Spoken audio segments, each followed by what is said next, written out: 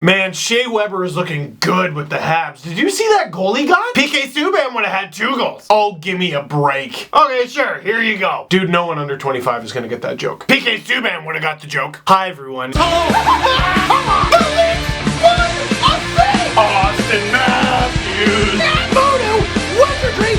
Well, time for a rebuild. This team is ruining my life! Give me a break! Give me a break. You have YouTube, look it up. Leafs lose 2-1. It wasn't until I did it that I realized what I did. That's like a cardinal sin. But Leafs fans, don't you dare be sad. And Montreal Canadiens fans, I want to talk to you too, because this game did the trick. I think we got a treat. Before we get to that, let's talk about the game. Saturday night, sitting down in front of my TV, we got Leafs and Habs. Nothing better. They show the starting goalies and Frederik Andersen, Freddie, against Carey Price. And they show the numbers between the two, and I'm like, ah. So the Leafs are gonna need to be good. And in the first period, good they were. I thought the Leafs outchanced the Habs. I know they outshot the Habs, and they stayed with them every step of the way. I thought it was everything the Habs could do to stay with the Leafs. And you talk about the changes the Montreal Canadiens have made. Obviously, Weber, Subban was a huge thing. Radulov was a big acquisition. There was the Shaw trade. Lekkonen's in the lineup. Habs look a lot different from last year. But the biggest thing for them and their opponents mentally is the return of Carey Price. Because amazing feed to Zach Hyman shoots, rings it off the post, and I can't help but feel like they won't get that one back. Because you're not going to beat that big red machine too many times, so you better beat that big red post. And Zach came so close. Think of how big a first period goal, a first period lead over the Montreal Canadiens would be, considering how they've played recently and how Price has played. Instead, what do we get? A tied game in intermission. And in the second period, Morgan Rielly trying to do a little bit too much with the puck in his own zone. Puck ends up on Radulov's stick. That means it ends up on Galchenyuk's stick, which means it ends up in the back of the net. What a pass, what a shot. 1-0 Habs. You know what? We've ripped on Polak a lot in these videos. We've ripped on Hunwick a lot in these videos, especially this season. Morgan Rielly needs to catch a little bit more guff, doesn't he? But the good thing with him is they seem to be simple, obvious mistakes. And I know it sounds weird that I'm calling that good, but to me that means they're easily fixable. He's trying to carry the puck out on his own. He's trying to generate offense, which is great, but you don't have to do it every time. The Leafs are a young, exciting team full of young, exciting players, but I think a few of them would benefit from a little chill. We know Morgan Rielly is a great player. We know he can put up points. We know he can generate offense. We know he can skate like the wind. He just needs to simplify it just a little bit. Because in the last couple games, that's a couple pucks in the back of his net. Leafs fans, are we that worried about Morgan Rielly? No. See, we're fine. Oh, and would you look at that, just a couple of minutes later, the Leafs have a power play. Now, for the Leafs, in the absence of veterans, a few younger guys are going to have to step it up and look like leaders. William Nylander, who has looked fantastic over the last couple of games, is looking like a leader out there, running things. He's the one quarterback in the power play. He's the one with the puck like, all right, what do I want to do? He's the one making the other team go, oh crap, that kid's got the puck. And he is the one deciding to send it in front to Nazem Kadri for the power play goal, tie game 1-1. Carey Price can be beaten. Video evidence right there. That's a little energy boost. My wife doesn't like coffee crisp. She's wrong. And you know what? All credit to William Nylander on that one. A really good setup. I mean, Kadri's got 3 goals already.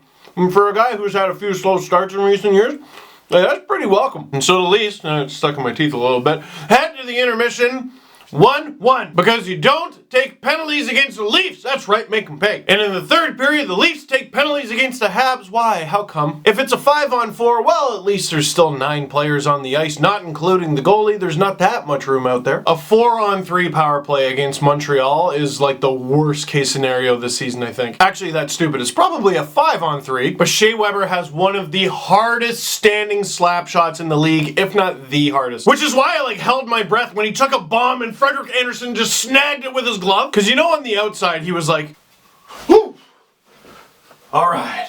But in his head he's like, whoo, ah! And if you give Weber that much time, space, and that many opportunities, eventually he's going to blast it in. Ping!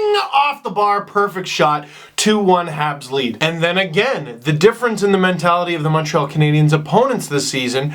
Can we beat Carey Price twice? And the Leafs pull Freddie for the extra attacker, and they get a few opportunities, but ultimately the answer is no. Leafs lose 2-1. Habs fans, you should rejoice. You should celebrate. I mean, you had a rough summer, and after all this, after just 9 games, your team is 8-0. 0-1. With a record like that, Habs fans should be celebrating. But Leafs fans, I would say you should be celebrating too. This is supposed to be the #1 team in the league right now, and the Leafs looked right with them, didn't they? Nylander is looking better with each passing game. Frederik Andersen, how about, just a nice, much calmer game, cool as a cucumber, and he made some big saves. But he did give up a couple rebounds that could have been dangerous, but more encouraging is the Leafs, who previously had no idea how to clear rebounds, cleared a few in this one, kept things nice and calm around their own net. The reason the Habs should be celebrating, the reason the Leafs should be celebrating, the reason that all of Canada who watches Hockey Night in Canada, which is all of Canada, should be celebrating is because the Leafs and the Habs had a compelling, meaningful game on a Saturday night. Oh my goodness. Oh, how refreshing. How long has it been? Now, I've seen a few stats over the last 24 hours that were just noise. Oh, the Habs have won 11 straight against the Leafs. Yeah, no kidding. Because the Canadiens play the Leafs 6 times a season. And last season, the Leafs finished last. And the second half of the previous season was under Peter Horachek, which I'm sorry for bringing up because a lot of Leaf fans surprisingly successfully blocked it out. But Leafs fans, don't deny yourself those memories. Those are part of you. They made you stronger and more hearty. And more deserving of what's to come. And what's to come is a very, very exciting team. And I'm sure Montreal Canadiens fans can agree, even if it means you losing a few every now and then, the Leafs and Habs being compelling again is excellent for hockey. It's excellent for TV. It's excellent for all of us. It's funny, I tweeted something similar to the, I understand why the Leafs have lost so many consecutive games of the Habs. And I had one Habs fan tweet me, you know what? The Habs had Michael Condon in net last year. And I'm just like, that's adorable! Look, I know you guys had a rough season last year, but you have no idea. So Leafs fans, we're 8 games in. We're 8 games into the season. That's about 10% of the season. Leafs only have 2 wins, 6 losses. 3 of those losses were in overtime. And there was a shootout one. I hate having to make that distinction. One of the pity point ones, you know. Now granted, not the greatest record after 8 games. Not the worst though. Not the best. But here, let me ask you this. Out of 8 games so far, how many genuinely bad games have the Leafs had? I would argue 1. The game against Tampa. Freddie had a rough game, the defense had a horrible game, and they lost 7-3. And even in that game, they had way more shots than the Bolts. A bunch of their losses so far are games where they coughed up the lead, but I'm like, at least they had a lead to cough up. And if you're like, wow, Steve, that's sad, again, they finished last. Last year they lost a game, you're like, what are you gonna do? Hopefully they get Matthews. This year, and seeing how they are, you know that every loss, you're like, they are gonna get better though. And if this is the Leafs at their worst, or their most raw, or their least experienced, we're in for a decent season. I still don't think playoff bubble is completely out of the question, though it does kind of look unrealistic. But if they're right in there every game, they should be right in there in the standings eventually. Now, I say this with an asterisk. A lot of teams around the league have had to battle bad injuries. The Leafs have not. Speaking of injuries and things of that nature, the Leafs are playing the Islanders less than 24 hours after this Habs game. I wonder if that's going to be rough. But also, let's say Hunwick is still banged up. Roman Polak just played against the Canadiens.